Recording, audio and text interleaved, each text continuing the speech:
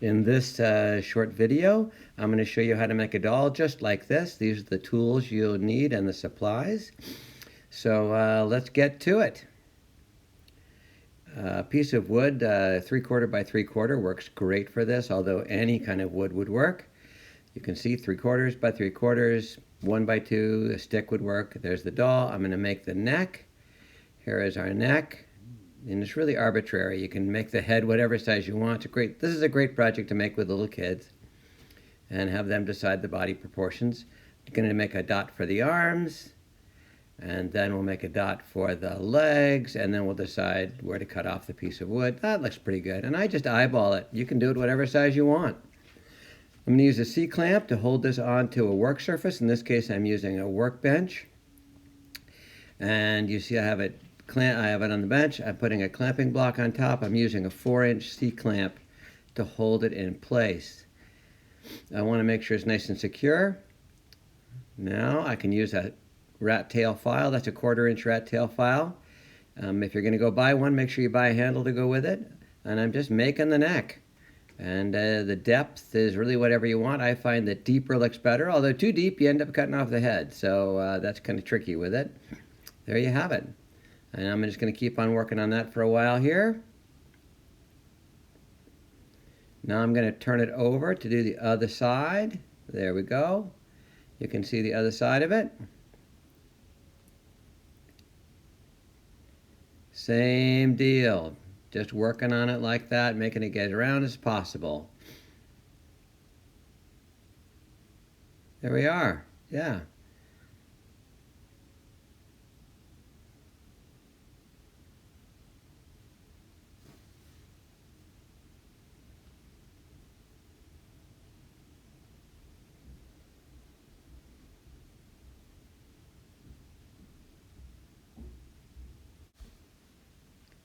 Now that I've made the neck, I'm going to drill the 2 holes. I'm going to use a 1/4-inch drill bit in a cordless power drill. Using the power drill, it's really important that you keep your arm and hand carefully braced. If you're doing this with a child, hold it with them. If that drill bit catches in the wood, the drill itself spins, and that's quite dangerous. So I'll drill both my holes. There we go. I use the slow speed on the drill just because it's easier to control on a small project like this. And when I'm working with children, I always use the slow speed. Now I'm going to cut off that line. The saw I'm going to use for this is a coping saw. And it's like 10 teeth per inch on the blade. It's a great tool for doing all kinds of projects. I hold it like a tennis racket, and I pull up and down. And I can turn it to steer it. I have to steer it straight even, and I'm going to gently push forward as I do this, holding the saw as vertical as possible. Doesn't matter that I've got a chip there. I'm going to sand this. It is, after all, a doll. It's not a piece of fine furniture.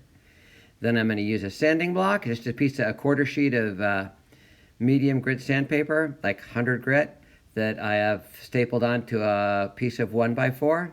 And that works great for a sanding block. You can buy commercial sanding blocks if you want, but I find this works best with kids, and you can replace the sandpaper really easily. I want to sand all the edges and corners. If you're doing this with a child, there's all kinds of ways to do it. One is to hold the block and the wood in your hands. Another is to put the block on the table and sand it that way. And you'll see me do that in just a moment here, where I put the block on a surface and just move the wood I'm sanding on top of it.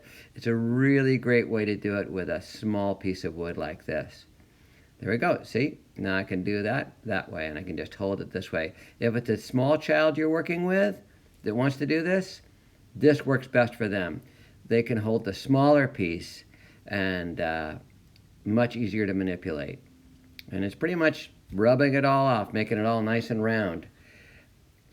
And this is, of course, the tedious part of the job, but just, remember that you're going to want to have it for a long time, whether it's a doll or whatever. So here we go. That's almost done sanding, and shortly we'll be ready to put on the arms and legs. Checking it with my fingers and also getting in that neck part. I use the edge of the sanding block. You can also just take a rolled up piece of sandpaper to get in there. I sometimes use a piece of sandpaper wrapped around a chopstick, and that works really well for it, or wrapped around a dowel. There we go. That is the doll all sanded, and I'm ready to put on the arms and legs.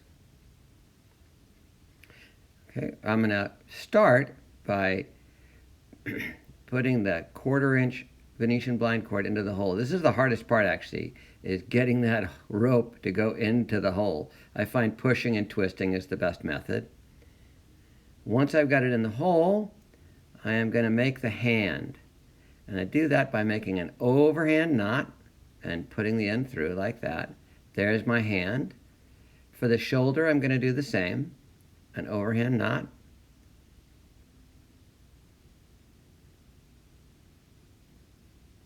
And then for the other shoulder, I'm not going to cut the rope. I'm going to make a bigger loop and put the whole person through it. And now my knot is on the correct side of the person, and I am ready to pull it tight for the shoulder.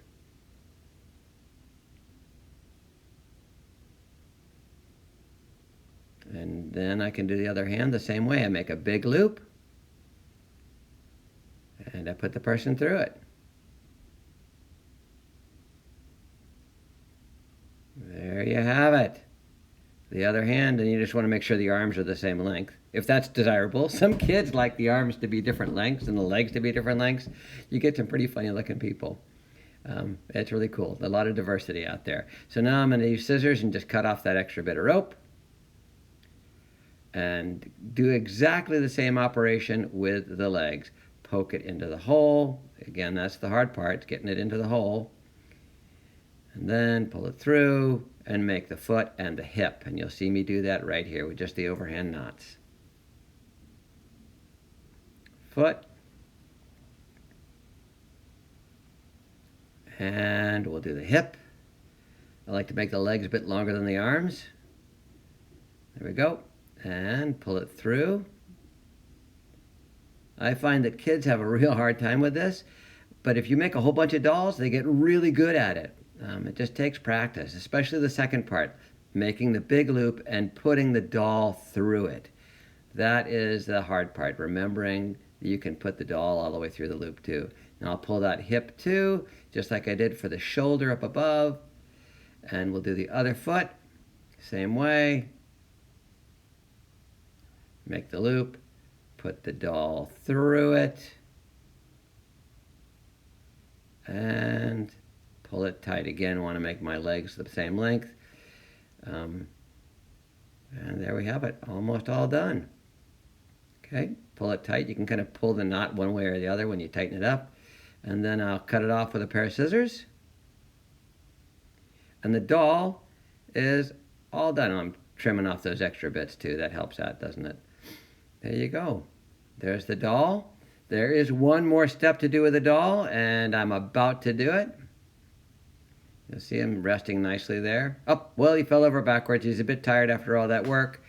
Here we are, the last step with the doll. And I find kids love to decorate their dolls with all kinds of things. They put color on them and put capes and clothes and all kinds of things. And we're going to say bye for now. Hope to see you again later on. Thanks for watching this video. I hope you enjoy making a simple wooden doll.